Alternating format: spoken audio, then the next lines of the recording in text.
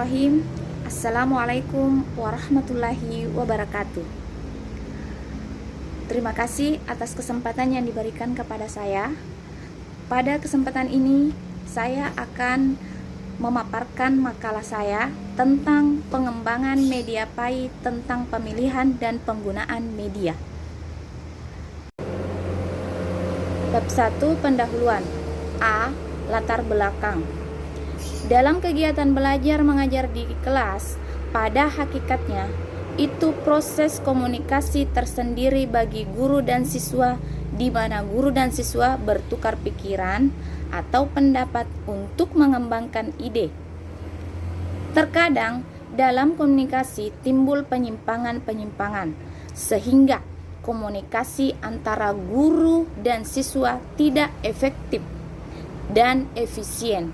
Bisa disebabkan oleh kecenderungan verbalisme, ketidaksiapan siswa, ataupun kurangnya minat. Bagian B adalah rumusan masalah.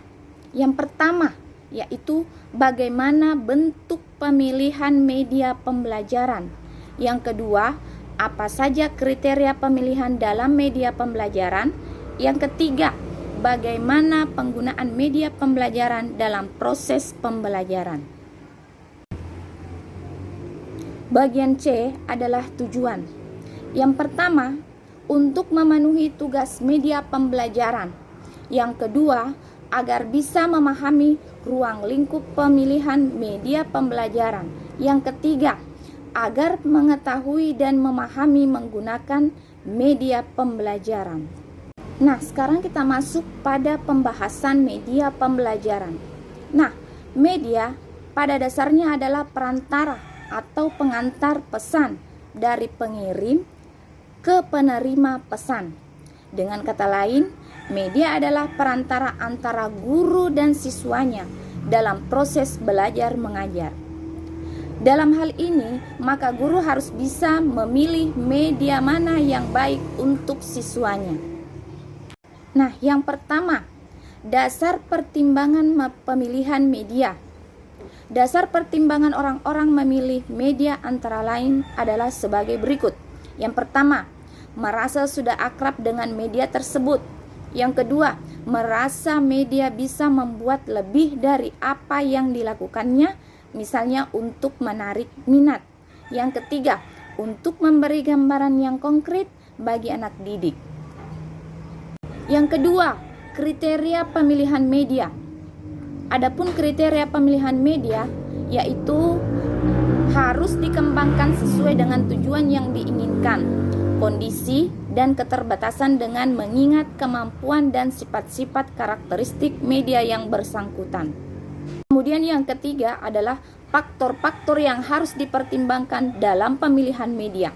Itu ada beberapa faktor. Yang pertama, objektivitas. Yang kedua, program pengajaran. Yang ketiga, sasaran program.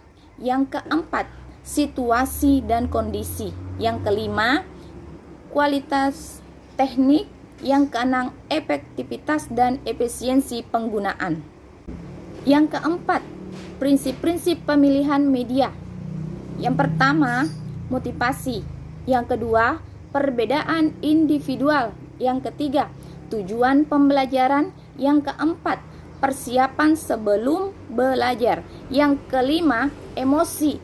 Yang keenam, partisipasi. Kemudian ada yang namanya umpan balik. Kemudian penguatan, latihan dan pengulangan dan penerapan. Yang kelima adalah model atau prosedur pemilihan media. Nah, ada 3 model prosedur pemilihan media yang dikemukakan oleh Arif S. Sadiman, yaitu yang pertama, model flowchart. Model ini menggunakan eliminasi dalam mengambil keputusan pemilihan. Yang kedua, model matriks berupa penangguhan model pengambilan keputusan.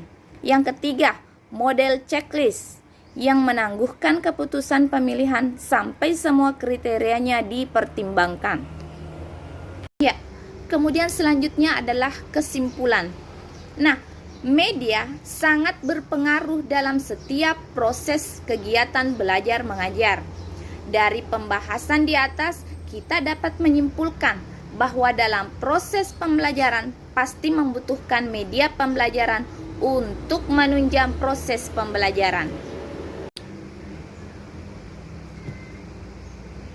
Tujuan kita memilih media pembelajaran dan penggunaan media pembelajaran yaitu: yang pertama, tujuan memilih media pembelajaran yaitu untuk memudahkan seorang siswa atau anak didik dalam proses pembelajaran.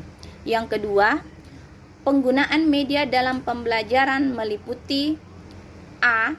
Media berbasis manusia, kemudian media berbasis cetakan, kemudian media berbasis visual, kemudian media berbasis audiovisual, kemudian media berbasis komputer dan video interaktif.